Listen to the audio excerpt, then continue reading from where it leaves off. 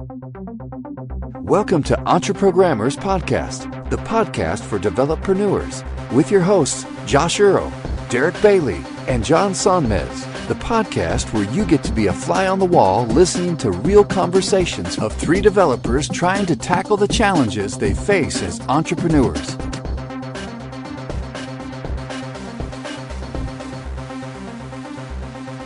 Are live. Nice.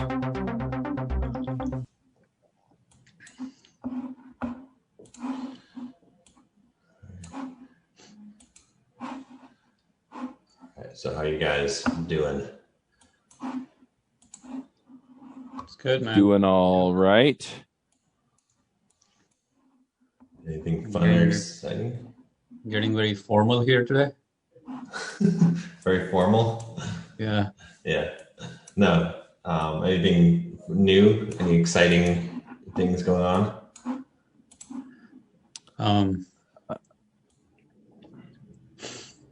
Advertising.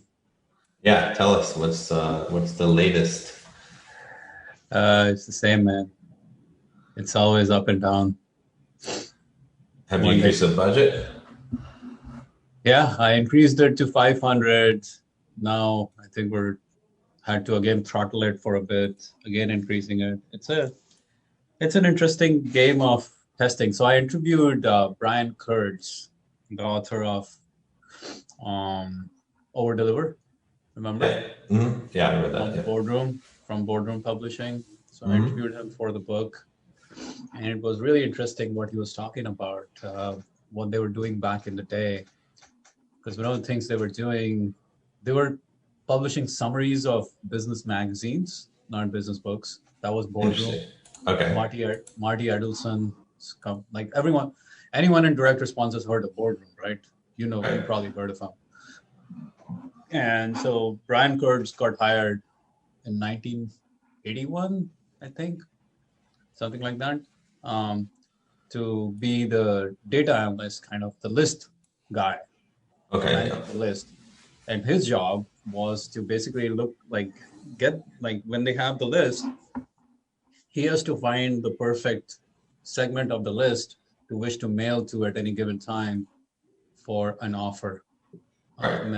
Any given offer, right? So what he was talking about, and it was exactly at the time when one of my some of our testing was going crazy. Like we had bumped up the budget way too much, and things were not going according to plan. And I was talking to him, and he's like, I was not even talking about Facebook advertising. We were just talking about his list management days, and he's like, in list management, one of the things you have to do when you are launching an offer is you have to find that precise, very small segment of the audience that will generate maximum returns as quickly as possible. And then very slowly you increase your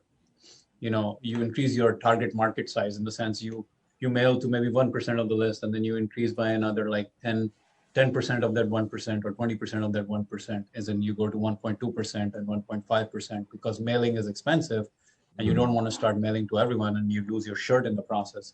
So you test by mailing to a very small segment of the audience. And even if it converts, you have to be very patient, and you have to go patiently increasing the budget or increasing the spend to keep on getting the data before you take it to the next level, before you take it to the next segment of audience. And he's like, we would do so much regression analysis of everything to figure out what is the perfect audience that's buying this time. And so how can we make sure that is the kind of audience we would send this to? And when he was saying that, one of the things he said was, you have to be very patient in this phase, because you can't just start throwing money at it, because you can lose your shirt. And I was like, okay, shit, this is exactly what's happening to me right now. We've increased the budget so much and increased the target audience so much that we're almost breaking even now. This is not good. I see. Yeah. Right. And so then I had to remove some of the audiences that were not working, in order to hone back down on the audience that works, and the creative that works, and the messaging that works, and increase on that for a little bit it's almost like we're going back to product market fit testing over and over and over again. So advertising, like the reason why most agencies can't do the initial product market fit phase of advertising is because it's a lot of testing work between your offer and your sales page and your ad and your audience. Like, remember the 41-39-20 rule that he talked about? 41% is audience, the list. In this case, it's extremely true. Like, the most important thing you need to get right is the audience, the targeting. Once you get the targeting right, I know sometime last year we were talking, and someone who you were working with, some agency dude, was like, "Oh, you don't need to target. Facebook is so smart. They will you just send it to men 21 to 50 and Facebook will figure it out." Dude, that guy has never done advertising before, because the principles of advertising never changed, right? I think what he was saying was along the lines of, which is sort of what you're saying, which is like, you give it a broad audience, you let it run, you see what's converting, the demographics that are converting, and then you narrow it based on actual data. By that time, you lose your shirt. Because you give it such a big audience, it won't know, and you won't get enough data points to be able to get the learning that you need. And so what he was saying is in direct extreme opposite of what Brian Kurtz was saying. He was saying you got to go very narrow, you got to make your assumptions, go very narrow, test that market, test that audience, see if you can get it to work. And when you get that to work, you do more analysis to see what was in that audience that got it to work, and then expand one step at a time to get more and more audience. So it's a very interesting dynamic here, right? You start very sharp, and you try to make that sharp work. You go small, you go sharp, you get that audience. You test maybe 4 or 5 different audiences to see what's possible, but not like a broad 100 million audience. You go for like 1 million, maybe Gary Vee followers who are 21 to 50, who also like Tony Robbins, right? An intersection of Gary Vee and Tony Robbins. That's a very different audience than Gary Vee and people who follow Entrepreneur Magazine. Right.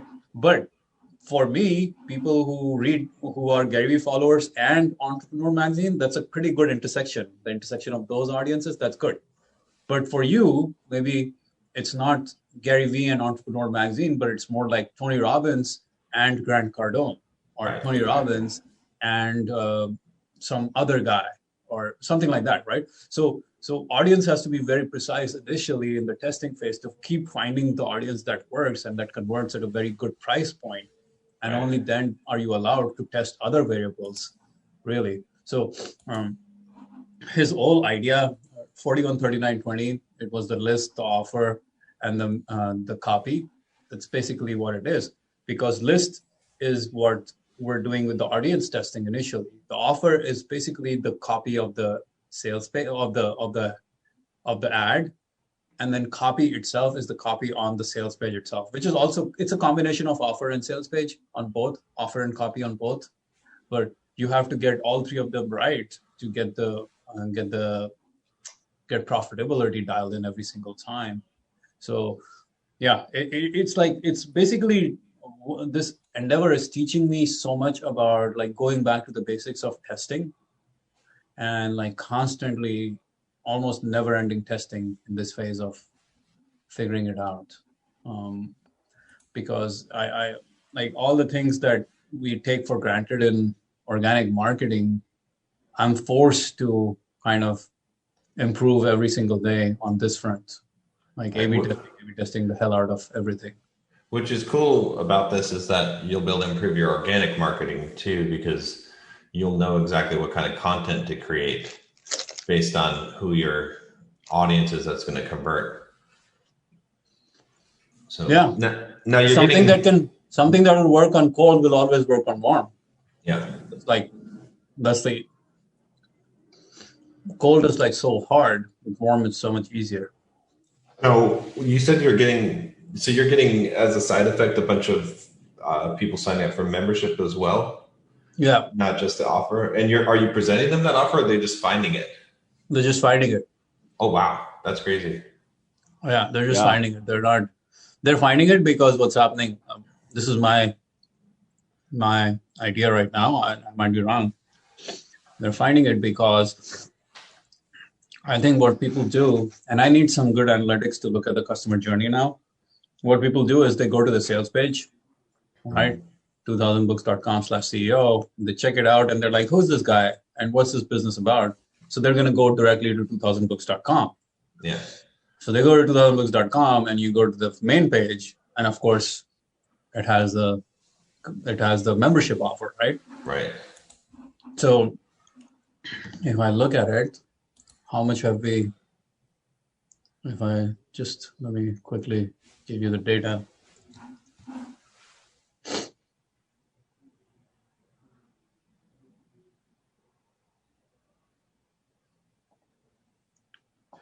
So yeah, we've basically collected $1,350 from Entrepreneurs Book Club. Wow. And that's recurring too, though. Or yeah. well, it's yearly recurring. Some of it is annual, some of it is monthly, and some of it is lifetime. Yeah. So we have 33 customers that signed up, 3 churned out, and we have already collected $1,354 from those customers this month without a single promotion to that page. Nice. Wow, that's good. That's the bonus. Yeah. But I was talking to some of the people in the Facebook advertising, like marketing kind of Facebook advertising world, and they were like, dude, if it's working, then why don't you just like retarget them with this offer at a later time? All those people who are not buying your entrepreneurship book story pack, retarget them with this main page, the homepage offer. Yeah, I agree. So that's the next thing that we will do. So we have currently 42% monthly, 33% annual, and 6% lifetime. But 33 people is too small a number to have any kind of data, really, to be honest. Yeah. Right. But yeah, I mean, that's an interesting side effect of people just buying the front-end product. So how's this growing your overall revenue now? What are you looking at? I mean, this is small, at least for so far, it's small. Let me take a look. So far, advertising isn't a big portion of the business. It's still a small portion of the business.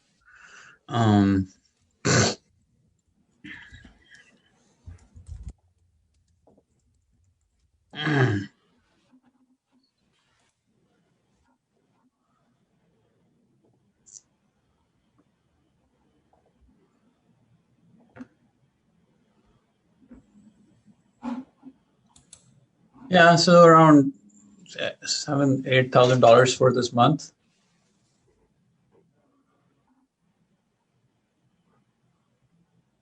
$8,000 for this month. That's what it is right now. That's good. Yeah, and your ad spend is what? Probably $3,000. No, more like 5. Okay, still. Because right now, I mean, this is the first phase of it. Like, there's so much testing and iteration and improvement on every end of the funnel that needs to be done. Like the bump and the upsells and the cart and the sales page, all of that shit, right? And our email sequences post-purchase are not optimized at all. So all of that, I feel like once we get that all working, we should be able to get back to 2x ROAS. Yeah. Nice.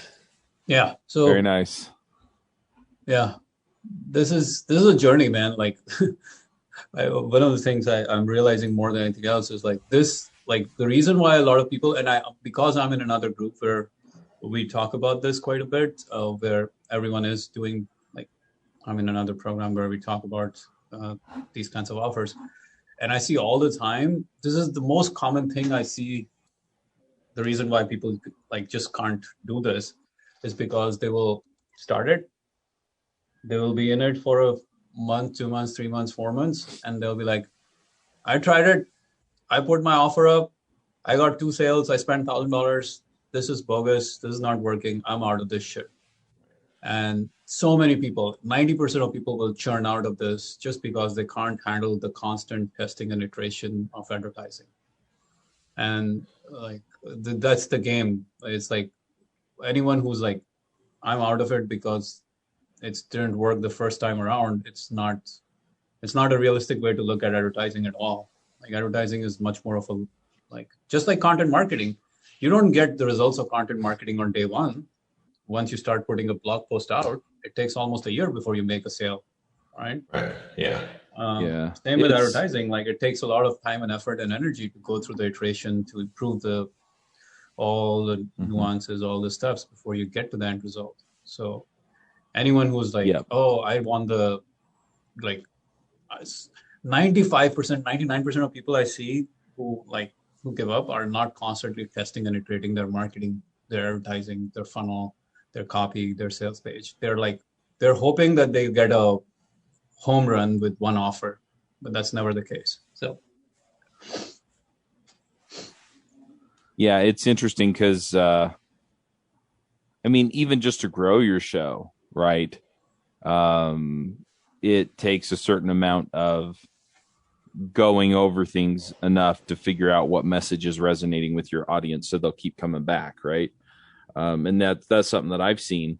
But it's funny that you bring this up because I basically heard this. I was listening to Marketing Secrets, Russell Brunson, the other day, and he mentioned that they go through hundreds of hooks before they find the handful that work the best, or in some cases that even work at all, right? And so, yeah, it's a process. And he pointed out that often the ones that they think are going to work that they just come up with don't, right? And so they have to keep iterating because the product that they're aiming for is probably good, right?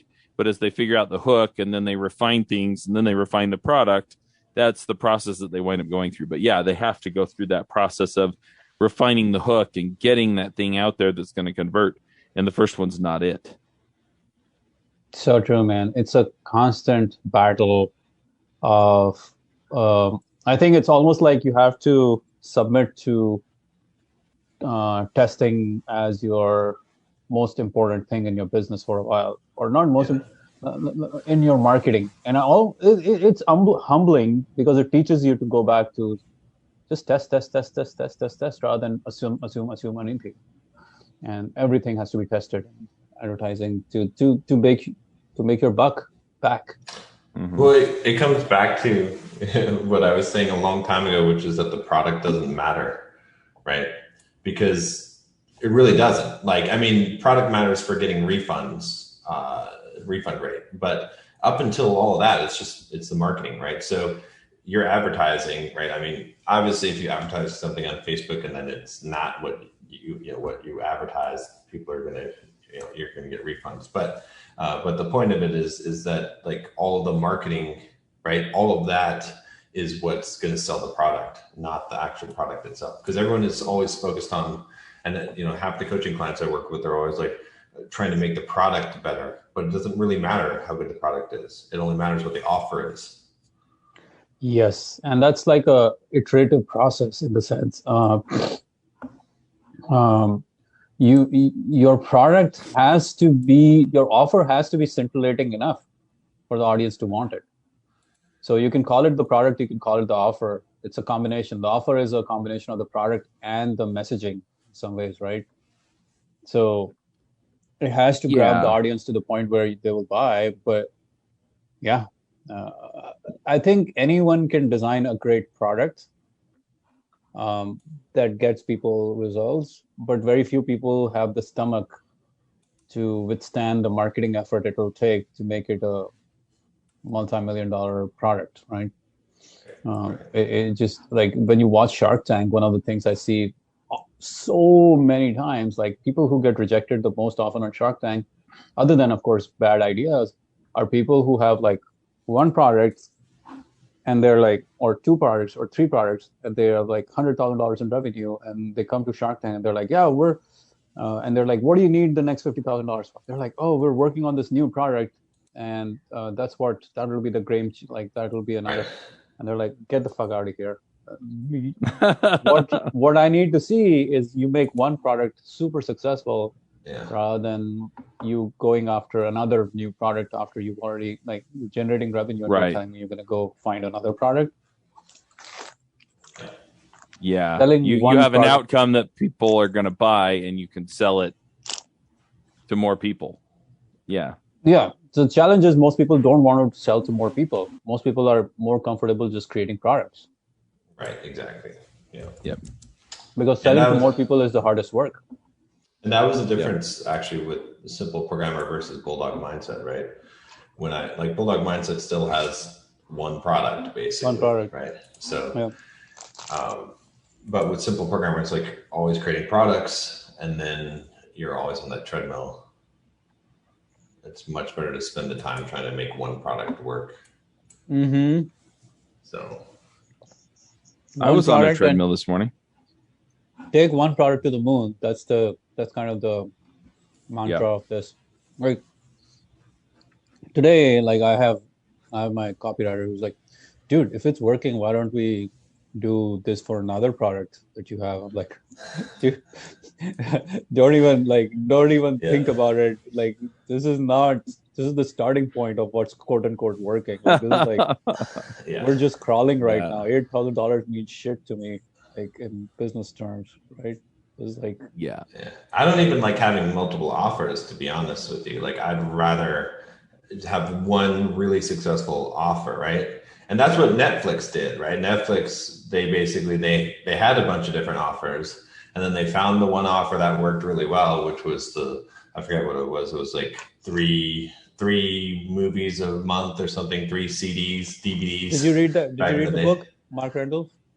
I'm not sure if I read it or if I picked it up somewhere else. What's the name of the book? That Will Never Work. It's a good book. I haven't read that one. It's the early stages of It's a really good book. But basically they tested all these different offers, right? In fact, they were going to shut down the company if I remember correctly, because they couldn't get anything to work. And then finally they tried this one offer, and that one offer was phenomenal. And so they shut down all the other offers and just did the one offer. They found it by mistake as in by testing mistake. They were just randomly testing shit, and when someone mailed out a test that wasn't even supposed to be the perfect test. Yeah. Well, isn't that how a lot of these come around? I mean, Slack, they basically created as this tool for them to communicate inside their company while they were building something else, and then realized there was nothing else out there that was nearly as good, and so they released Slack instead. Yeah. How many members? You said you're getting like 100 new members a month right now, John? Net or gross? Well, I think it's more like gross. Like it seems like it's stabilizing. Like I have 909 members right now, right? So it's been earlier this month I had 920, but some of the dollar trial people when they come up for renewal, they churn more, right? Because they came in for $1. So so it's hard to say right now until that kind of settles down. Some of it too is right. I've got a lot of lifetime members now, probably 100. So there's like 100 of those members are probably lifetime that are not going to churn ever, but they're also not going to produce any more revenue. Yeah, you maxed out on their money. Yeah, right. Unless I sell them other offers, right? There's a potential Which you for lifetime. Well, they have discounts on future products and on coaching. So at some point when there's enough lifetime members, I'm going to start a coaching pitch to the lifetime members, or I'll have some other kind of program, or maybe I'll make like a one-day event for lifetime members only. And it's like, $3,000 to attend or something. Yeah. Your lifetime members are actually your best customers. Yeah. And that's just the starting point. Not that they paid you $900, but they will pay you a lot more in the future. Exactly. Yeah. So you need to find a way to give them something even higher level. It's like the 80-20 sales and marketing.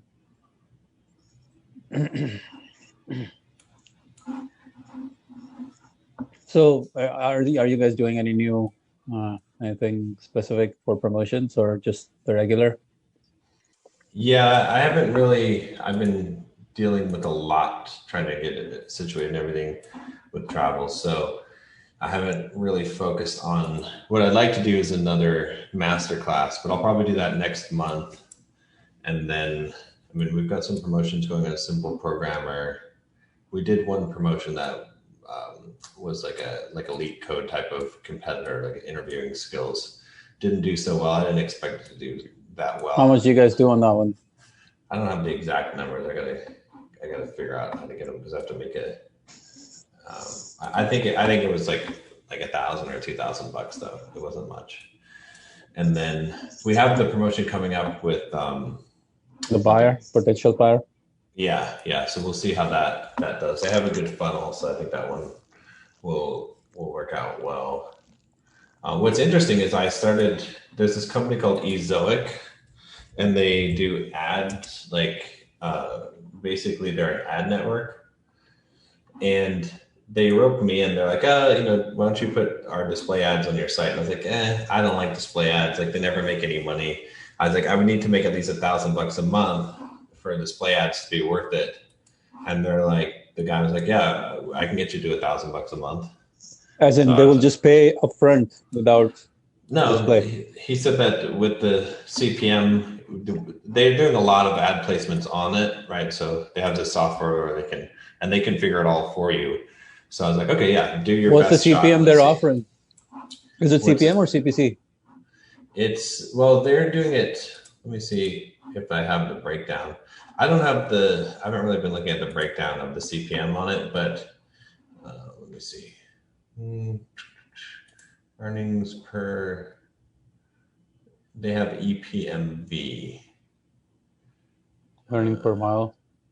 Yeah, so that's per 1,000, right? So that's basically CPM. So I'm looking at CPMs of like $19. It varies. $19 CPM. Yeah, 15 to 19. It's improving over time because they have an algorithm that's smart. How many impressions are you going to be generating per month? Let me see. 50,000 impressions. I'm trying to figure out what because at 50,000, the $20 CPM makes it $1,000, which might be cool. Well, what I'm getting, I've been doing this for a couple months now. In the last 30 days, I earned $1,600. So, and then I just signed up for their premium advertising program. So I think that'll end up being like $2,000 a month that I'll make just off of the ads. So that's what kind of ads are they running? Is it programming related or just general? I don't know. Go to simpleprogrammer.com and see what you see. I think I've seen a lot of retargeting ads. All I saw was Viagra stuff last time. You saw Viagra stuff? Yeah. No. Did it come up? I'm just kidding, man. Okay. Well, that's on you. You're searching. You must have been searching for Viagra stuff that you're getting retargeted by. This is just. Be careful. Google Your echo's listening. Huh? Google's listening to you. Yeah, Google's listening to you. You're going to get retargeted now. This looks like Google ad network mostly. Yeah, it is.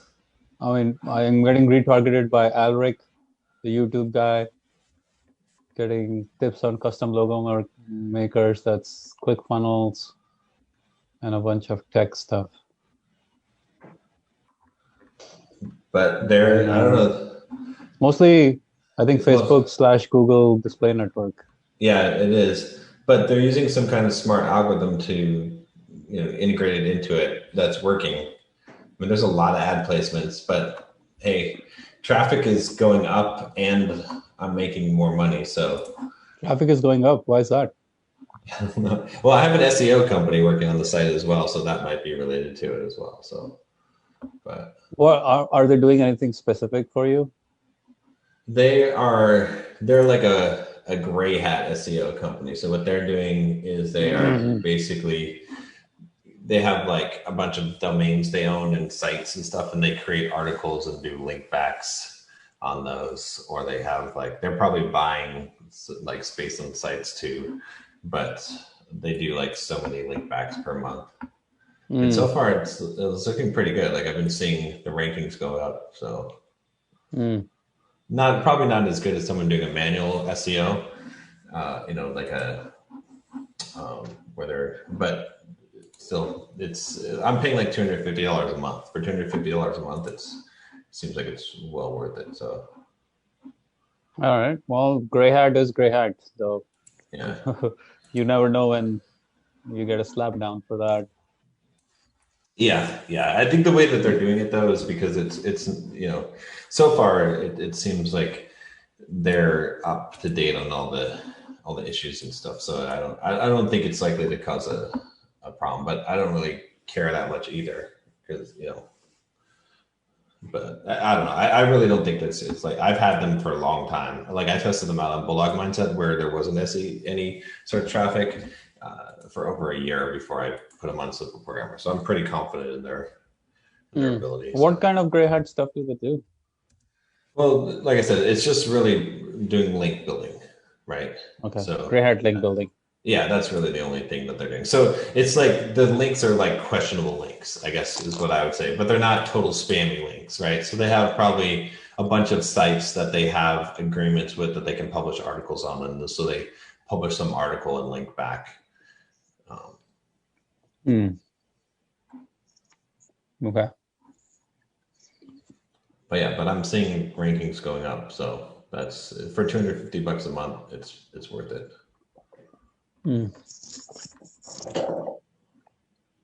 What's going on with you, Chuck? Where do I start? So I did get devinfluencers.com/apply and devinfluencers.com together. I got the form up. I just kind of typed some stuff in. So I need to actually sit down and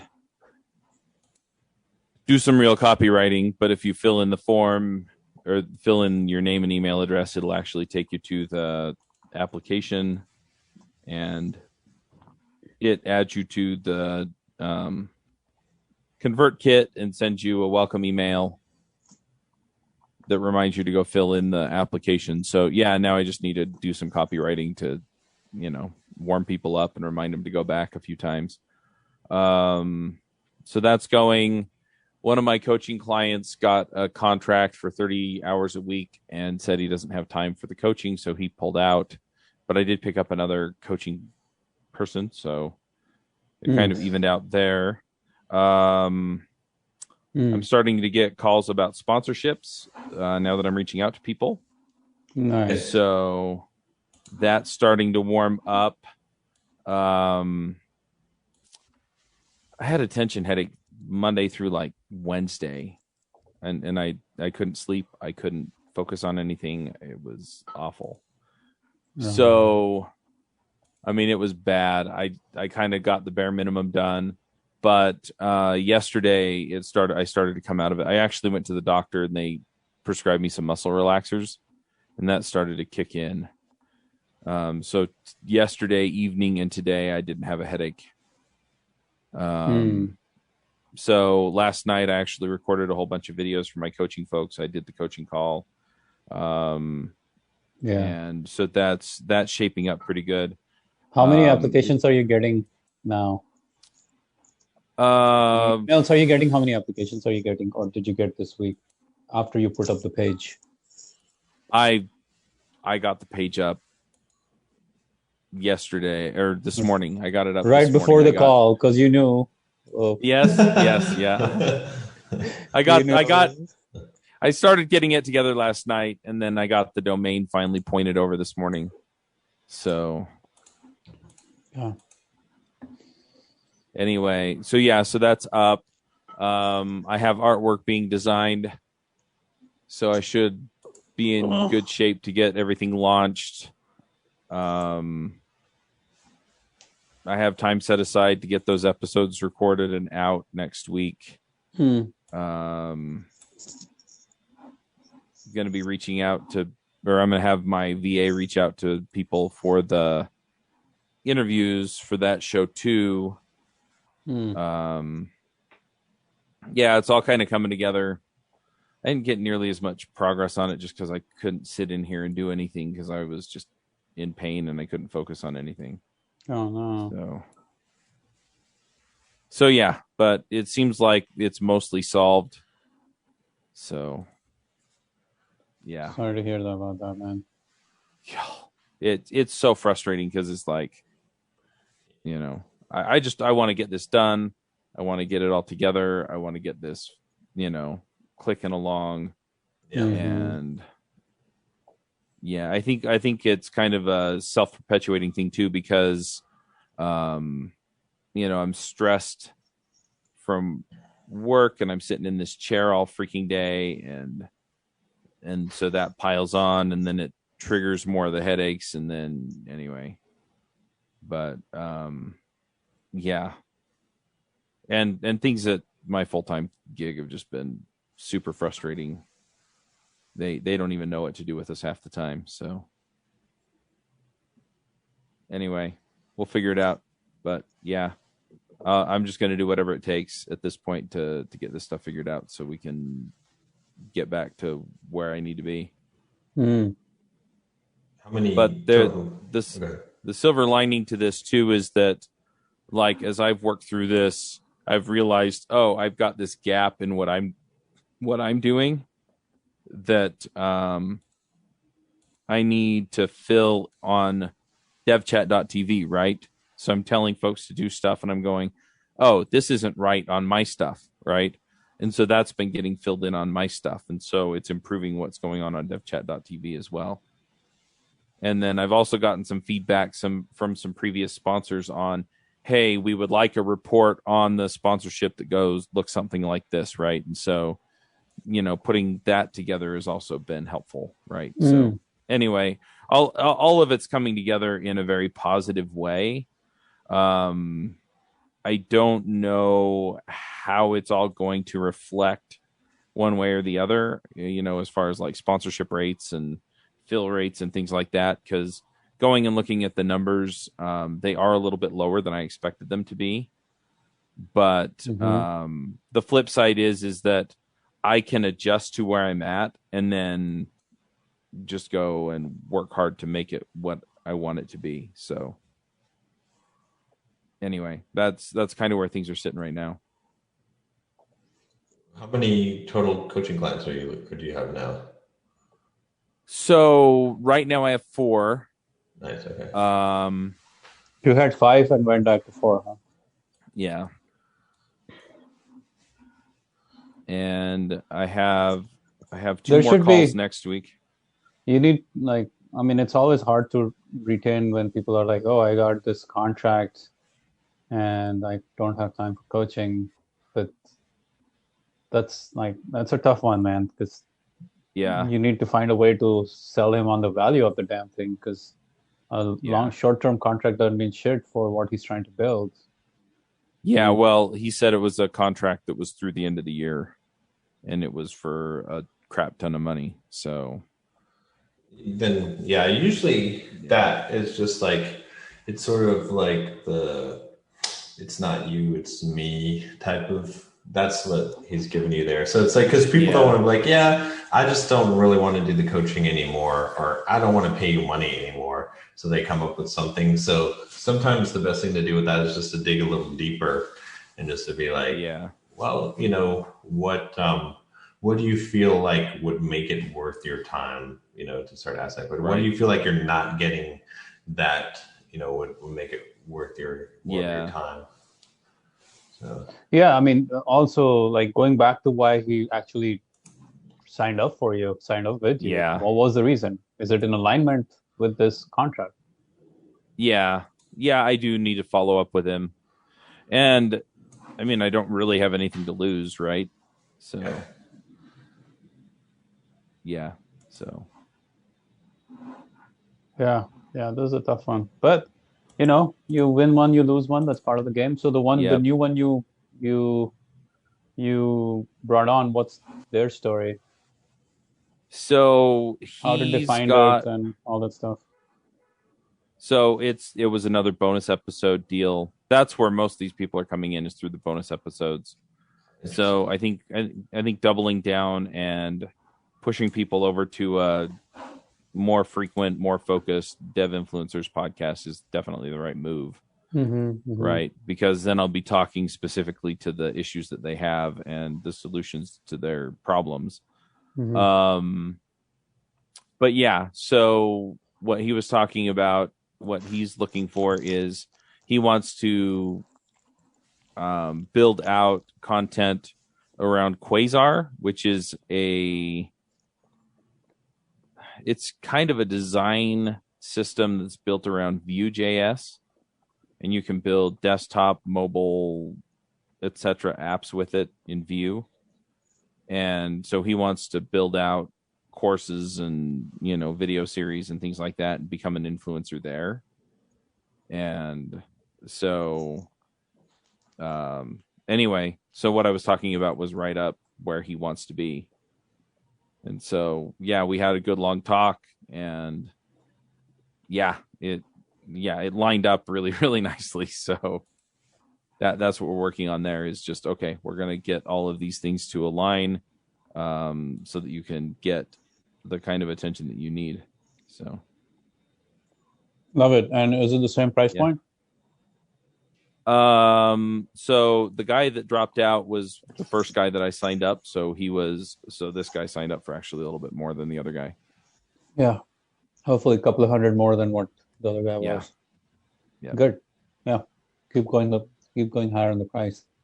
So do you know your numbers now? How many sales calls you've had and how many you've converted? Not off the top of my head. I'd actually have to go run the numbers.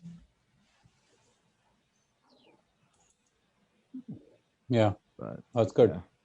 That's if you're constantly being able to at least onboard one new guy a month, it doesn't feel like much, or not a month, like every week or every week. Yeah. It seems like I'm onboarding about one a week. Yeah, and so that's great. Yeah, I've got over time that will become much more. Yeah. The more you have. I don't know how people are still scheduling the 30-minute calls, but I had somebody schedule one of those. So did you tell them, like, hey, it's not going to be 30, it's going to be 60?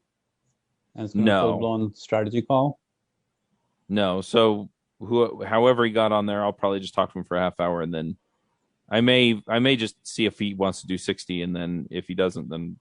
Dude, at this point, there's no use doing these 30-minute calls because you're not going to be able to get into a sales conversation, and you already know what you're offering, so why have that conversation? Just tell them it's not 30 minutes, it's going to be 60 minutes, so make sure you identify that time in the calendar. Just tell them that. Tell them you've been randomly selected to gain an additional 30 minutes on the call. There we go. But I've got 2 hour-long calls next week with folks.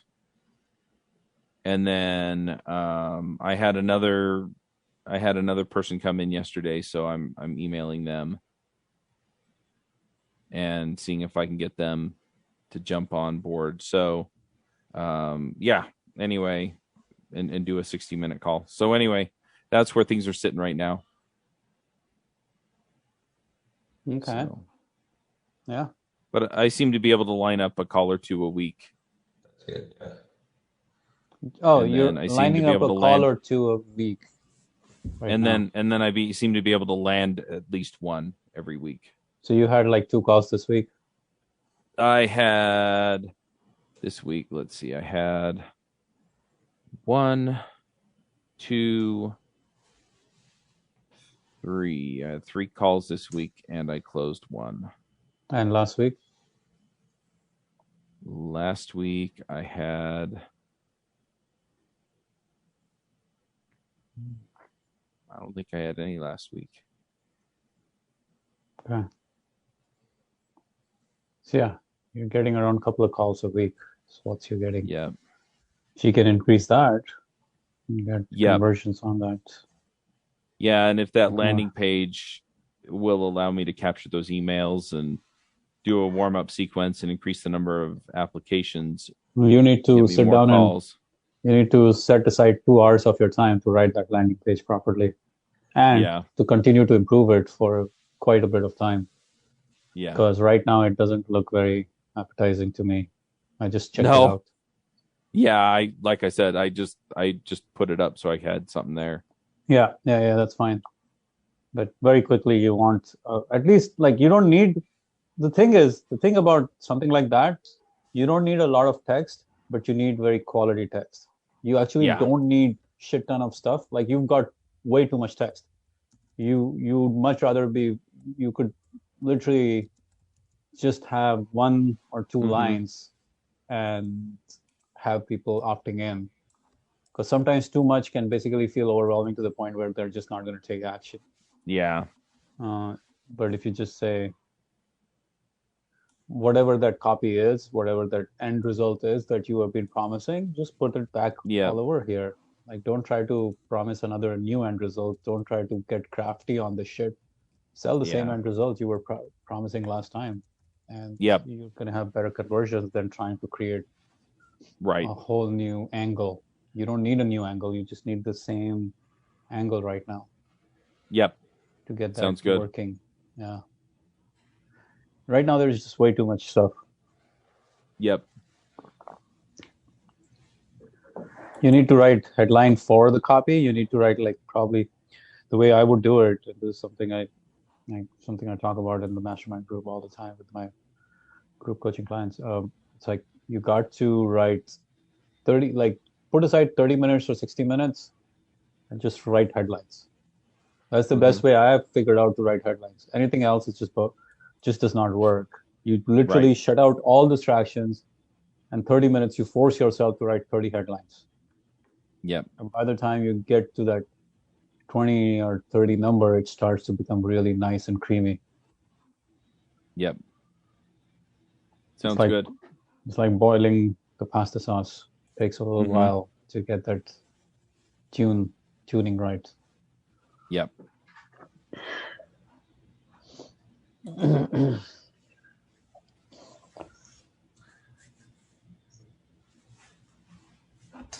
All right. Well, should we do our thoughts for this week? Damn, that's quick.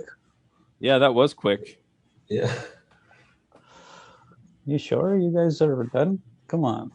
There's more you have to say. I gotta go and run some errands, but yeah, I haven't been doing a lot lately. So yeah. Well, and things are mostly going the direction I want them to go. I mean, heck, what else do I have to report? I mean, I'm training for this marathon in June. You want to talk about that? But that's just I run. Where? It's here.